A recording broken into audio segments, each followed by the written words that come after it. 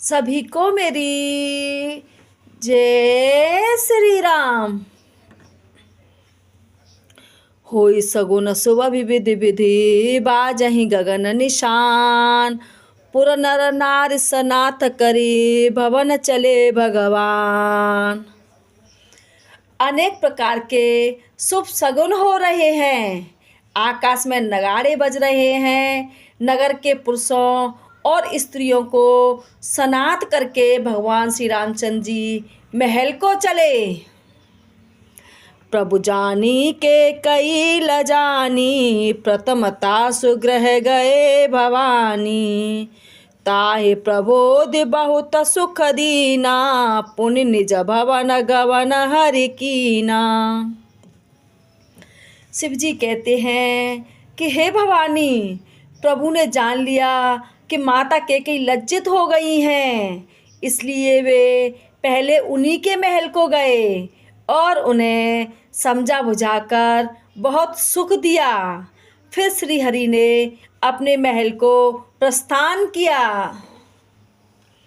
कृपा सिंधु जब मंदिर गए पुर नर नारी सुखी सब भये। गुरु वशिष्ठ द्विज लिए बुलाई आज सुघररी सुदिन समुदाई। कृपा के समुद्र श्री राम जी जब अपने महल को गए तब नगर के स्त्री पुरुष सब सुखी हुए।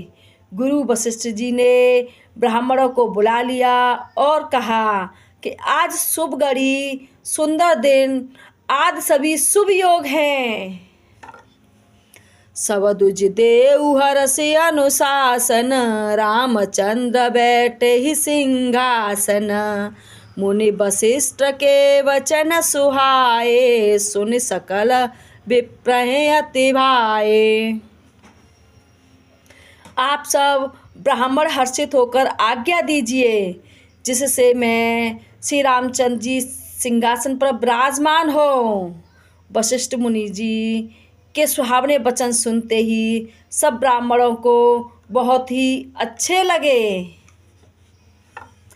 कहीं वचन मृदु विप्र अनेका जग अविराम रामय अभिषेका।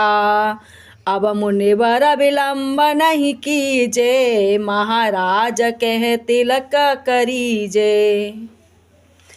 वे सब अनेकों ब्राह्मण कोमल वचन कहने लगे कि श्री राम जी का अभिषेक संपूर्ण जगत को आनंद देने वाला है। हे मुनि श्रेष्ठ, अब विलंब न कीजिए और महाराज का तिलक शीघ्र कीजिए। तब मुनि कहेउ सुमंत्र सन सुनत चलेउ हरिसाय। रथ अनेक बहु बाज गत तुरत सवारे जाय। तब मुनि ने सुमंत जी से कहा कि वे सुनते ही हर्षित होकर चले।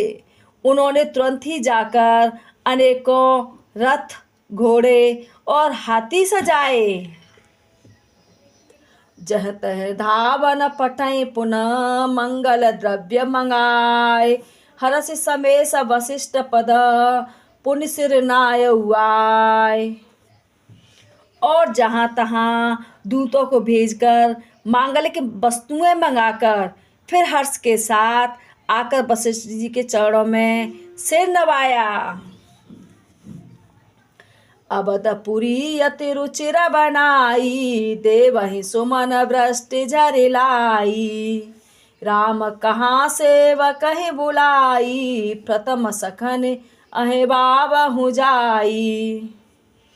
अवधपुरी बहुत ही सुंदर सजाई गई। देवताओं ने पुष्पों की वर्षा की झाड़ लगा दी। श्री रामचंद्र जी ने सेवकों को बुलाकर कहा कि तुम लोग जाकर पहले मेरे सखाओं को स्नान कराओ। सुनत बचन जह तह जन धाये सुग्रीव बादि तुरत हेवाए। पुण्य करुणा निधि भरतु हकारे निज कर राम जटा निरुआरे। भगवान के वचन सुनते ही सेवक जहाँ तहाँ दौड़े और तुरंत ही उन्होंने सुग्रीवाद को स्नान कराया। फिर करुणानिधान श्री रामचंद्र जी ने भरत को बुलाया और उनकी जटाओं को अपने हाथों से सुलझाया। अनिभाई प्रभुति नहीं भाई, भगत बछल कृपाल रघुराई। भरत भाग्य प्रभु को कोमलताई, शेष कोटि सत सकहि न गाई। फिर भक्त वत्सल कृपालु प्रभु श्री राम ने तीनों भाइयों को स्नान कराया। भरत जी का भाग्य और प्रभु की कोमलता का वर्णन अरबों अरबों शेष भी नहीं कर सकते। पुण्य निज जटा राम विवराए, गुरु अनुशासन मागे नहाए। करे मंजन प्रभु भूषण साजे, अंग अनंग देखि सतलाजे। फिर श्री राम जी ने अपनी जटाएं खोली और गुरु जी की आज्ञा मांगकर स्नान किया। स्नान करके प्रभु ने आभूषण धारण किए।